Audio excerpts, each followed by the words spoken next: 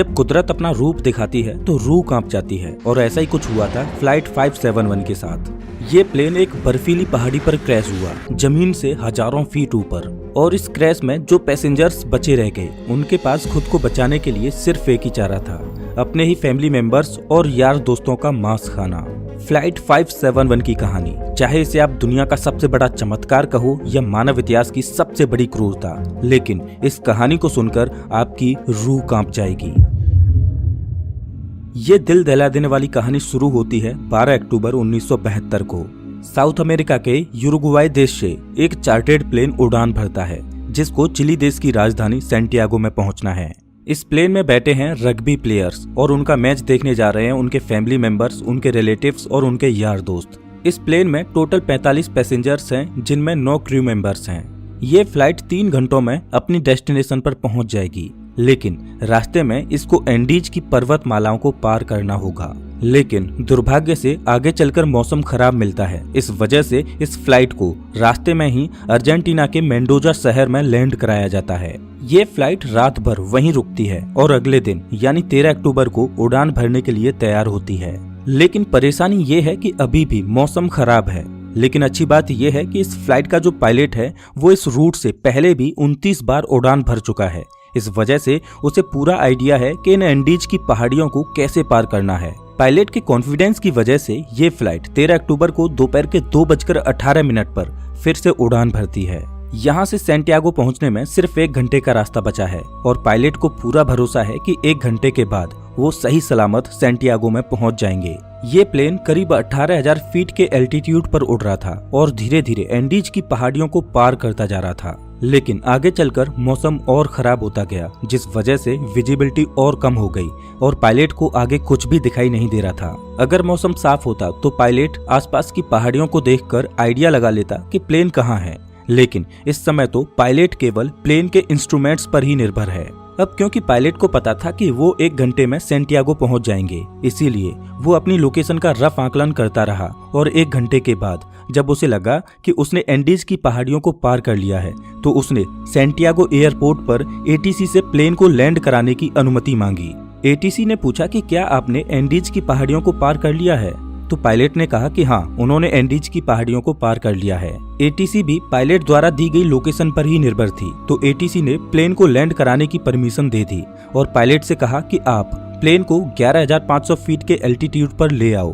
3:21 पर pilot plane के altitude को धीरे धीरे घटाने लगा।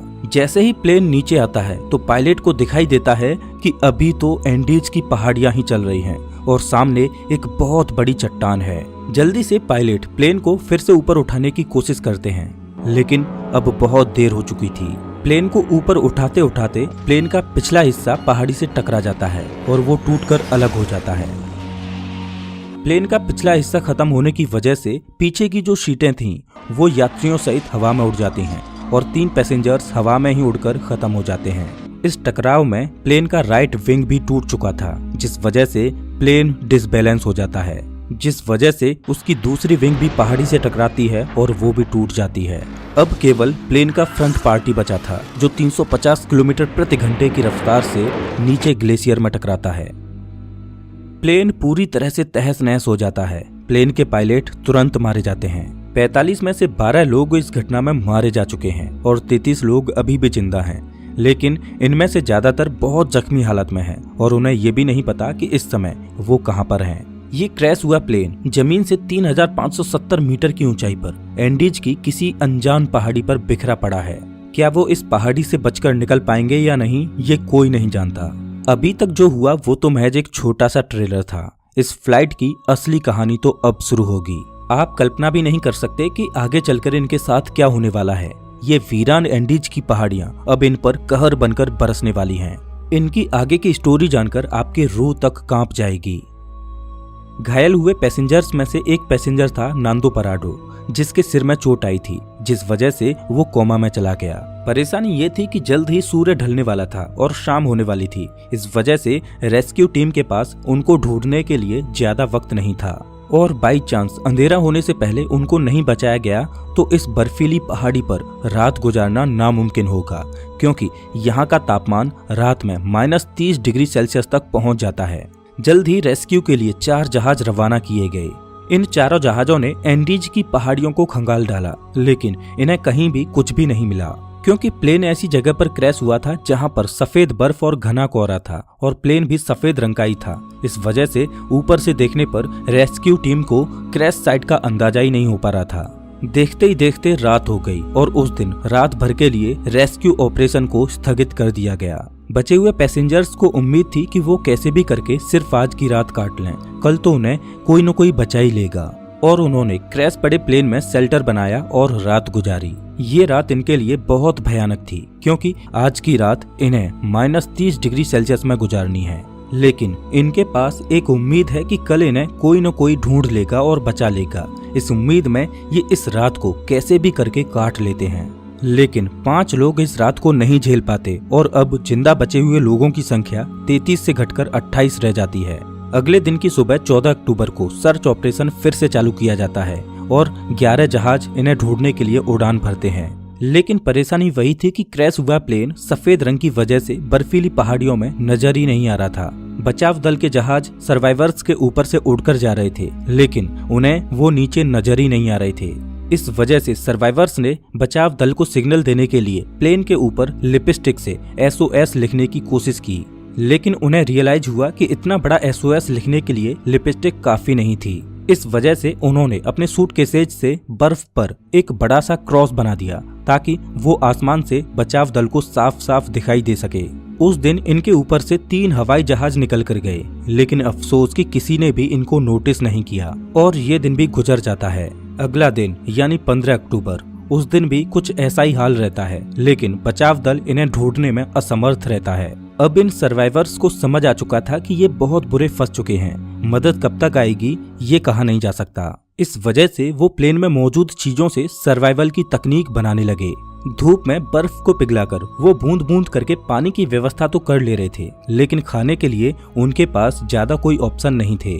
क्रैश के 3 दिन बाद यानी 16 अक्टूबर को नांदो पराडो कोमा से जाग उठता है और जैसे ही उसे होश आता है तो उसे पता चलता है कि इस क्रैश में उसकी मां खत्म हो चुकी है और उसकी 19 साल की बहन गंभीर रूप से घायल है। दिन प्रतिदिन गुजरता जा रहा है, मदद मिल नहीं पा रही। प्लेन में जो खाना था वो भी खत्म हो चुका है। सूरज की रोशनी बर्फ से रिफ्लेक्ट होकर इनकी आंखों को डैमेज कर रही है। भूख, प्यास और असहनीय ठंडी को सहते सहते अब इन्हें इस पहाड़ी पर 8 दिन गुजर चुके थे। रेस्क्यू प्लेन आते और इनके ऊपर से निकल जाते। क्रैश के 8 दिन बाद नांदो पराडो की बहन भी जीवन की लड़ाई को हार जाती है और अपना दम तोड़ देती है। और उधर 8 दिनों के बाद सर्च अभियान को रोक दिया जाता है, क्योंकि अक्टूबर के महीने में वहां पर बहुत ज्यादा बर्फ पड़ती है। इस वजह से सर्च अभियान को 2 महीनों के लिए स्थगित कर दिया जाता है। ऑफिशियल्स को ये लगा कि इन 8 दिनों में सारे यात्री मारे जा चुके होंगे। इस वजह से उनकी मुर्दा बॉडीज को 2 महीने के बाद खोजकर उनके घर वालों को भिजवा दिया जाएगा। इधर सर्वाइवर्स को प्लेन के मलबे में एक रेडियो मिला। जब सर्वाइवर्स ने रेडियो को ऑन किया तो उसमें उन्हीं की न्यूज ब्रॉडकास्ट हो रही थी कि फ्लाइट 571 के सर्च ऑपरेशन को अब बंद कर दिया गया है। इस न्यूज ने सर्वाइवर्स के होश उड़ा दिए। अभी तक तो उनको अपने खोजे जाने की एक उम्मीद थी, लेकिन वो अब रेडियो पर अपने ही मरने की खबर सुन रहे थे। अपने खोजे जाने की एक उम्मीद की किरण थी, वो भी टूट चुकी है। अब उनको पता है कि यहाँ पर मौत निश्चित है। अब या तो परिस्थितियों को अपने ऊपर हावी होने दो या उनका डटकर सामना करो। उन्होंने प्लेन की सीटों को फाड़कर उसकी रुई को अपने कपड़ों में भरकर ठंड से बचने की कोशिश की। सीट कवर्स को पैरों में लपेटकर बर्फ में चलने के लिए जूते बनाए। सबसे बड़ी दिक्कत खाने की थी।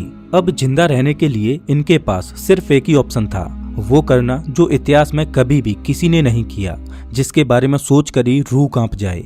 इन्होंने बर्फ में पड़ी अपने फैमिली मेंबर्स, रिलेटिव्स और जिनके साथ वो कभी खेले कूदे उन यार दोस्तों की मुर्दा बॉडीज को खाने का फैसला किया। हालांकि ये फैसला लेना उनके लिए बिल्कुल भी आसान नहीं था। एक एक करके दिन गुजरता जा रहा था। इनके पास खुद को बचाने के लिए कोई भी प्लान नहीं था। वो रात को ठंड से बचने के लिए टूटे पड़े प्लेन के अंदर ही सोते। लेकिन क्रैश के 16 दिन बाद यानी 29 अक्टूबर को कुदरत ने इनको एक और झटका दिया। वो रात में सो रहे थे और अचानक उन्हें पता चलता है कि पहाड़ से बर्फ का एक मोटा हिस्सा टूटकर नीचे गिर रहा है। ये एवलांच इतनी जोर से आया कि भारी मात्रा में मौजूद बर्फ ने उनके टूटे प्लेन को अपनी चपेट में ले लिया। उनका प्लेन बर्फ के नीचे दब चुका था और प्लेन के अंदर भी बर्फ घुस चुकी थी, जिस वजह से उनके लिए ऑक्सीजन की कमी हो गई और दम घुटने की वजह से 8 और लोग अपनी दम तोड़ देते हैं और अब केवल 19 लोग ही जिंदा बचे हैं, लेकिन वो भी बर्फ के नीचे दबे हैं। इस बर्फ से बाहर निकलने में इन लोगों को 3 दिनों का समय लग जाता है। अब इन्हें रियलाइज हो जाता है कि यहाँ रहेंगे तो एक एक करके सब लोग मारे जाएंगे। इससे अच्छा है कि इस पहाड़ी से बाहर निकलकर मदद ढूंढने की कोशिश की जाए। उन लोगों में ज्यादातर सभी जख्मी हालत में थे, इस वजह से वो इस पहाड़ी को पार करने में सक्षम नहीं थे। लेकिन 3 लोग ऐसे थे जो कम चोटिल थे, इस वजह से उन तीनों ने इस पहाड़ी से बाहर निकलकर मदद लाने का फैसला किया। उन्होंने रास्ते के लिए मांस के टुकड़े अपने साथ लिए और उनको ठंड से बचने के लिए सबसे मोटे कपड़े दिए गए। और क्रैश के 33 दिनों के बाद यानी 15 नवंबर को ये तीनों लोग मदद ढूंढने के लिए निकल पड़ते हैं। चलते चलते इनको शाम होने लगती है, तभी इनकी नजर प्लेन के दूसरे टूटे हुए हिस्से पर पड़ती है। प्लेन का जो पिछला हिस्सा टूटकर अलग हो गया था, उन्हें वो दिखाई देता है। जब वो उस मलबे के पास जाते हैं तो उन्हें उसमें खाने के लिए बहुत कुछ मिलता है। आज की रात उन्होंने इसी में गुजारने का फैसला किया। पिछले कुछ दिनों में आज की ये रात उनके लिए अच्छी रही। प्लेन के उस पिछले भाग में उन्हें एक बैटरी मिली। उन्होंने सोचा क्यों ना इस बैटरी को प्लेन के मेन बॉडी के पास ले जाया जाए और उसमें लगी कम्युनिकेशन डिवाइस को चालू करके मदद बुलाई जाए। लेकिन बैटरी का वजन 25 किलोग्राम था। इतनी भारी बैटरी को इतनी कमजोर हालत में क्रैश साइट पर ले जाना संभव नहीं था। फिर उन्होंने सोचा कि प्लेन की मेन बॉडी से उस कम्युनिकेशन डिवाइस को ही निकाल कर इस बैटरी के पास लाया जाए और उसे चालू किया जाए, जिसकी मदद से वो बचाव दल को बुला सकें। कुछ दिनों तक इन्होंने इसे चालू करने की कोशिश की, लेकिन इन्हें सफलता नहीं मिली और क्रैश के 59 दिनों बाद यानी 11 दिसंबर को एक और एवलांच आता है, जिसमें 3 और सर्वाइवर्स मारे जाते हैं, जिसके बाद जिंदा बचे लोगों की संख्या केवल 16 रह जाती है। और अब ये तीनों नौजवान कैनेसा, पराडो और विजिंटेन बिना किसी गियर के ग्लेशियर पर चढ़ाई करने के लिए निकल पड़ते हैं। ये तीनों पश्चिम दिशा की ओर चलते चले जाते हैं, लेकिन ये बिल्कुल भी नहीं जानते कि जिस दिशा में ये जा रहे हैं उसमें कोई इंसानी बस्ती इन्हें मिल पाएगी या नहीं। उनको बस ये लग रहा था कि उनको इस सामने वाली पहाड़ी को पार करना है और उन्हें मदद मिल जाएगी, और उन्हें उम्मीद थी कि वो 3 दिनों में इस पहाड़ी को पार कर लेंगे। इसीलिए उन्होंने अपने साथ में सिर्फ 3 दिनों के लिए ही मीट की सप्लाई रखी। इन्होंने धागे से सिलकर एक स्लीपिंग बैग बनाया था, तो ये दिन भर बिना किसी गियर के पहाड़ पर चढ़ते और रात में एक ही स्लीपिंग बैग में तीनों चिपक कर सोते। खुले में बिना किसी सुविधा के -30 डिग्री सेल्सियस में रात गुजारना कोई आसान बात नहीं थी। चलते चलते इन्हें चौथे दिन की सुबह हो चुकी थी, लेकिन अच्छी बात ये थी कि वो अब उस पहाड़ी की चोटी पर पहुंच चुके थे। जैसे ही ये पहाड़ की चोटी पर पहुंचे तो इनके पैरों तले जमीन निकल गई, क्योंकि पहाड़ पर चढ़कर इन्हें पता चला कि वो इतने दिनों से जिस दिशा में चल रहे थे वो गलत दिशा थी। आगे रास्ता खत्म ही नहीं होता। अब क्योंकि उनके पास खाने की सप्लाई बहुत कम थी, इस वजह से उन्होंने फैसला किया कि उनमें से एक बंदा क्रैश साइट पर वापस चला जाएगा और 2 लोग आगे जाएंगे। इस वजह से विजिंटन वापस लौट जाता है और पराडो और कनेसा आगे बढ़ते रहते हैं।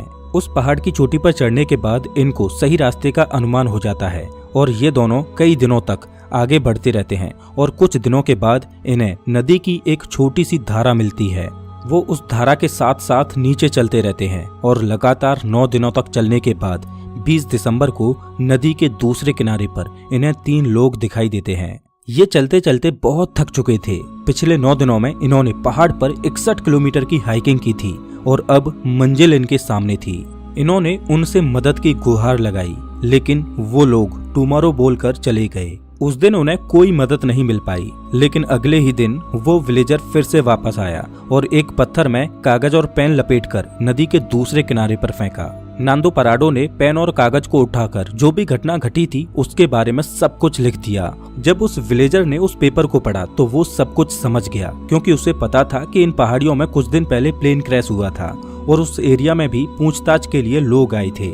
लेकिन वो हैरान था कि ये लोग अभी तक जिंदा कैसे बचे हैं। वो विलेजर जल्द से जल्द शहर गया और आर्मी कमांड के साथ इस इन्फॉर्मेशन को साझा किया और जल्द ही चिली की एयरफोर्स इन्हें रेस्क्यू करने के लिए पहुंचती है। आर्मी ऑफिसर्स पराडो और कनेसा को हेलीकॉप्टर में बिठाकर क्रैश साइट पर पहुंचते हैं और 22 दिसंबर 1972 को क्रैश के 70 दिनों के बाद बचे हुए सर्वाइवर्स को रेस्क्यू किया जाता है। इन लोगों की हालत बहुत ज्यादा खराब थी। इस क्रैश के बाद टोटल 16 लोग ही सर्वाइव कर पाते हैं। इनकी ये कहानी सच में दिल दहला देने वाली कहानी थी। लेकिन इससे भी खतरनाक सर्वाइवल की कहानी है एक ऐसे व्यक्ति की जो 438 दिनों तक गहरे समुद्र में फंसा रहा। बीच पैसिफिक ओशियन में एक छोटी सी नाव उसका घर थी, खुला आसमान जिसके नीचे उसे दोपहर की तेज धूप और रात की ठंडी को सहना था। एक अकेला व्यक्ति वीरान समुद्र में 438 दिन यानी 14.5 महीनों तक अकेला मदद की आस लगाए भटकता रहा।